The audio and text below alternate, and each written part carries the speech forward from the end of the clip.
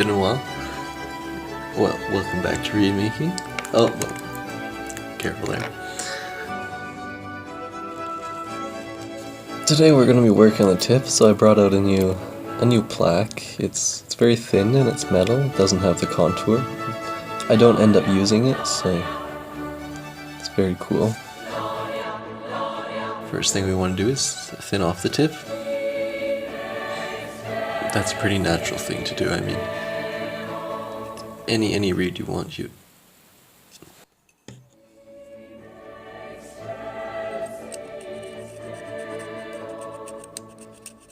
well, let's not worry about that. Well, keep thinning the tip, I guess not so thin that you go all the way through. I'm going to clip it right here because I really hate seeing that it's broken. That wasn't quite enough. One more time. I like seeing an even tip. It just disturbs me and I usually make the gap larger when I leave it there. Now let's get started on the back. I've been spending some time working on European reeds, and it turns out Europeans actually start from the back as well. It's not quite as severe as us, and it actually makes quite a bit of sense. Okay, I did not mean to do that right there, and that could have been a pretty fatal mistake because I went quite deep into the heart, but I'm going to do my best to work around that right now. What I was saying about the Europeans is that they tend to start from the back, and it works because it's always getting increasingly thin as we approach the tip from the back. In North America, we get a little ridge if we start from the back instead of from the tip down to the back, and that's why people don't usually do it. However, I'm getting pretty good at smoothing out the area, so it's still okay to start from the back for me. I've also realized the reason, other than fun, why I start from the back. I find it really difficult to get perfect windows if I'm scraping from the tip down to the back, and that's because I've already smoothed it out, and I tend to take away from the rails and the spine already if I start from the tip. So it works for me. Make sure for reed making, the most important thing is that you find what works best for yourself. Make sure you're not forcing yourself to make a reed in a certain way just because somebody told you to. But at the same time, there's always a reason why they tell you to make it that way, so take everything you can get from these people. Take every bit of advice you can get for reed making, try it out, and if it works for you, keep it. As you can see, I've started using my bevel knife to work on thinning the plateau area. I find it much more comfortable to scrape away bark with a duller knife, and this way I also don't dull my sharpest knife for a task that doesn't require it. I don't have an interrupted spine looking at the profile view, but the cane does seem to be a bit dry. As you can see under our lights, I still have an undefined tip, but a clear plateau area and a very defined spine with the windows. I'm just going to even out the plateau area first, make sure it's like a smooth cushion, and now I'm going to get started on the tip. This is where your intensity starts to go up because this is a crucial stage to the reed making. The most important part, maybe the most difficult part. And to be able to do this properly, it's a test of your own patience.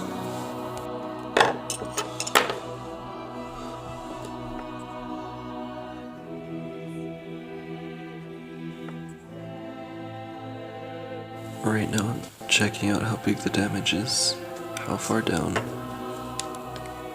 the cut goes. I'm going to clip it and see if it's long enough. It's too short.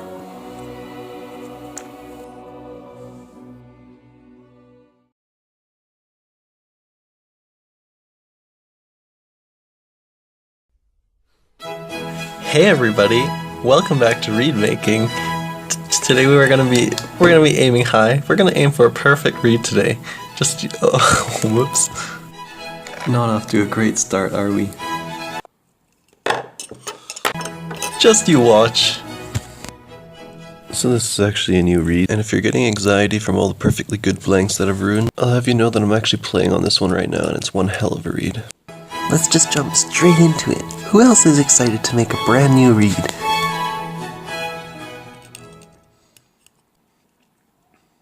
Well, I guess if you've stuck around this long, there's probably a reason why. Or so I hope.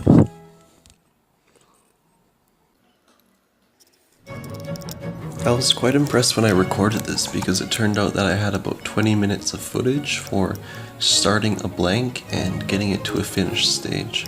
In other words, I made a reed in 20 minutes. And you have to get pretty lucky to do that, or so it seems. Looking at the footage, this was just a completely normal scrape. There was no luck involved. I'm sure you've heard something like this before, but I guess the secret really is that there is no secret, just follow the rules. After creating windows in the back, I started removing the bark. But here I scraped both directions with my chopping knife to smooth it out because I didn't do a very good job due to my impatience. Switching back to my smoother bevel knife, I once again follow the rules simply by clearing all the bark off the heart area before I start on the next side. Here I'm honoring the rule of keeping symmetry across both blades by comparing the two sides and making sure the back is the same length on both. Because the process and the result is exactly the same as what I just showed you, I got to the part where both sides are now equal, at which point the back is complete and the heart has had all the bark and shell removed from it, meaning the next step is to score the tip. Since I've shown that process multiple times already, I'm going to skip to the part where I'm taking out from the tip already.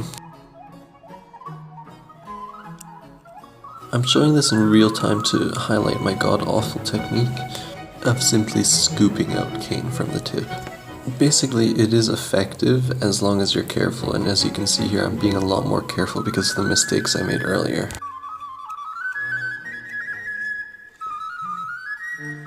Since the rest of the process here is the same, I'm going to skip to the part where I work on the crucial transition area between the tip and the heart.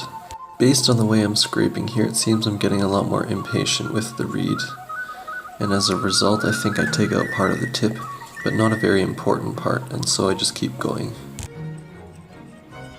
Take note of how I scrape in order to create the S shape between the heart and the tip. Here your knife needs to dig in a certain fashion as to create the special slope. Following this is just doing the same thing on the other side, which once again I'll skip over. Really, the only thing you missed here is that my hands started cramping, and so I used the mandrel for a bit. Here I'm going to clip the tip, making sure I get rid of all the parts that I accidentally took out. From here all I do is redefine and smooth out the tip, making sure the ratio between its length, the heart's thickness, and its length is in balance.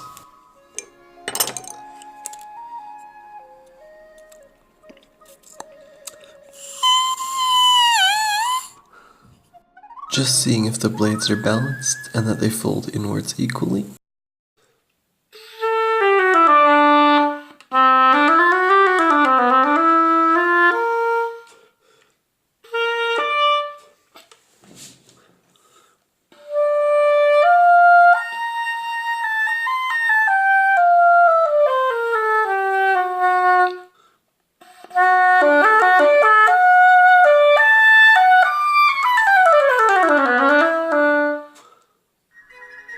And there you have it. It's that simple to make a reed.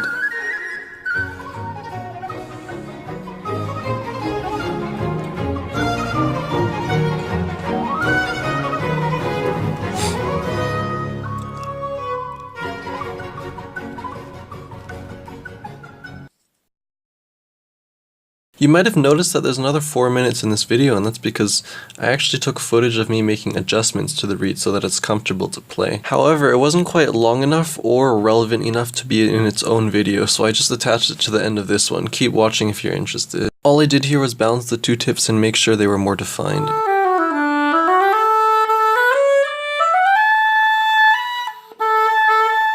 You should be hearing two things. One, the reed is flat, and two, the response is much better, although the tone is suffered. You are in a good place if the reed is flat and easy, and you even have a chance to redeem the tone because you can simply clip the tip.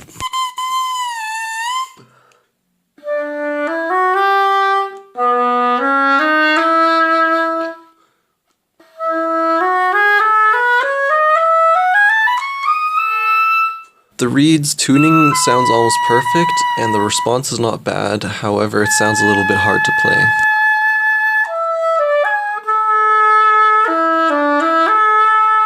The other quality that I reveal here is that it's still relatively unstable, and those things I want to fix. Instability in the reed calls for more structure and definition in the tip. Additionally, if the reed is hard to play, you want to thin the tip as well. So once again, my interests have coincided. I think that you'll find your interests are often coinciding until you've reached the optimal length and balance for your reed. I think this is because the cane, the shape, the gouge, the reed will naturally guide you to a good balance that works with your oboe. As well as defining and smoothing out the tip, it seems that I've also lengthened it. This will probably result in the reed being a little bit flat, but the response will be good and hopefully the intonation will be stable.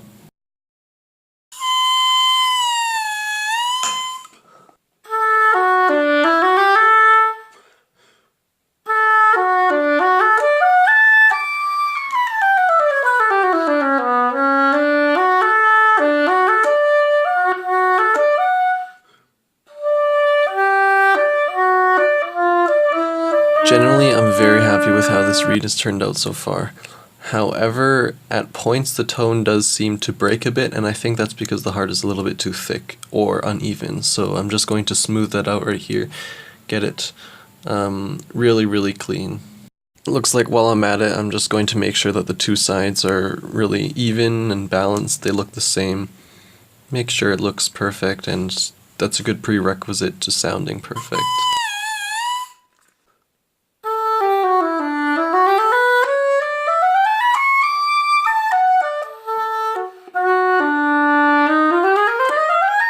Looks like that took away a lot of the excess air noise that was bothering me earlier as well.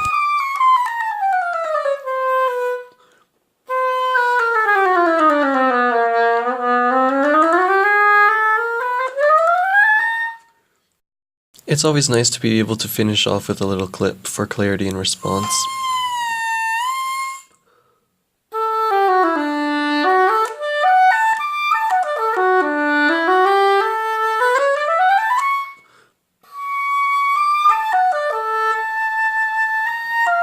See, the thing is, it pretty much does everything, right?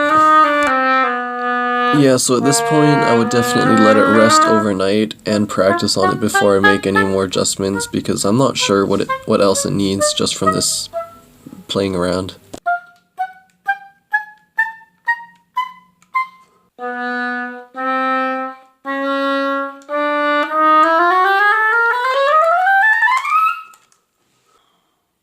There you have it, the final product. Profile looks okay. Sounds pretty good. I'm gonna leave it, try it later, and see how it turns out.